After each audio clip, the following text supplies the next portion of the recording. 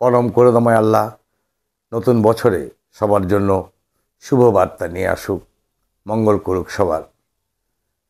আজকে নতুন বছরে দাঁড়িয়ে আমাদের প্রত্যাশা থাকবে, যারা আমাদের জন্য জীবন দিয়েছে, এই ফ্যাসিস্ট সরকারকে উৎখাতের জন্য রক্ত দিয়েছে এবং এখনও যারা আহত হয়ে বিভিন্ন হাসপাতালে পড়ে আছে এবং মাঝে মাঝে দু একজন করে মৃত্যুবরণ করছে, তাদের ত্যাগের প্রতি শ্রদ্ধা জানিয়ে আমি কিছু গুরুত্বপূর্ণ কথা বলতে চাই। আজকে সেই সমস্ত শহীদ বা আহতদের পুনর্বাসিত হওয়ার আগেই যারা যে সমস্ত ডিসি, ওসি, ইউএনও আমলারা ফ্যাসিস্ট সরকারকে সহযোগিতা করে এই 16 বছর নিশিরাতের ভোট বাক্সে ভরে দিয়েছিল, জাভেদ পাটোয়ারির মতো আইজি সাহেবের সময় থেকে শুরু করে এই 16 বছরে যেই সমস্ত পুলিশ, যেই সমস্ত ওসি, যেই সমস্ত ডিসি, আমলা, তাদের প্রত্যেককে চিহ্নিত করে এই নতুন বছরের প্রথম মাসেই অবিলম্বে ওদের চাকরি থেকে বের করে দিতে হবে।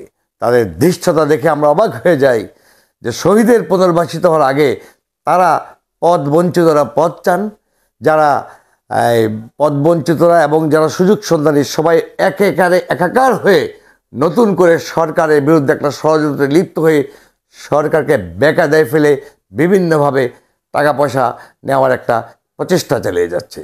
এদের প্রত্যেককে অবিলম্বে চিহ্নিত করে চাকরি থেকে বের করে ওদেরকে আইনের আওতায় নিয়ে আসতে হবে।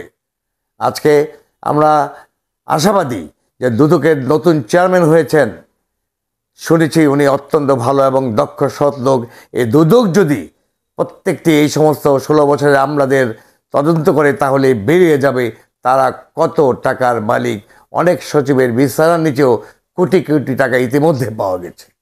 কাজেই আর বসে থাকার সময় নেই। এই যে ষড়যন্ত্রে মেতে উঠেছে তথাকথিত লুকিয়ে থাকা ফ্যাসিস্ট সরকারের আমলারা, ফ্যাসিস্ট সরকারের আমলে রাতের ভোটের ওসি, ডিসি, ইউএনও প্রত্যেককে চিহ্নিত করে আমাদের জনসমক্ষে তাদের নাম প্রকাশ করতে হবে, তাদেরকে চাকরি থেকে বের করে দিয়ে অবিলম্বে আইনের আওতায় নিয়ে আসার ব্যবস্থা করতে হবে। তাহলে আমাদের যারা এই ফ্যাসিস্ট সরকারকে রক্ত দিয়ে উৎখাত করেছে তাদের আত্মা শান্তি পাবে এবং আমরাও আগামী দিনে একটা সুন্দর গণতান্ত্রিক দেশ গড়ে তুলতে পারব। আজকে এখনও দুর্ভাগ্যজনক যে কদমবসি রাষ্ট্রপতি চুপ্পু এখনও বাংলাদেশের ঘাড়ে সওয়ার হয়ে আছে। অবিলম্বে তাকে অপসারণ করতে হবে। ফ্যাসিস্ট সরকারের প্রত্যেকটি লুকিয়ে থাকা এই সমস্ত খুনিদের বা খুনির সহযোগীদের খুঁজে বের করে তাদেরকে আইনের আওতায় নিয়ে আসতে হবে। তাহলে পরেই আগামী দিনে আমরা যে বিপ্লবী সরকারের কথা বলছি সেই বিপ্লবী সরকার গড়ে ওঠার দৃঢ় একটা সুন্দর পরিবেশ সৃষ্টি হবে। আজকে ছাত্র জনতা আবার ঐক্যবদ্ধ হচ্ছে, তারা বিপ্লবী সরকার চাচ্ছে। এই বিপ্লবী সরকার গড়ে তোলার জন্য আপনারা প্রত্যেকে সোচ্চার হন।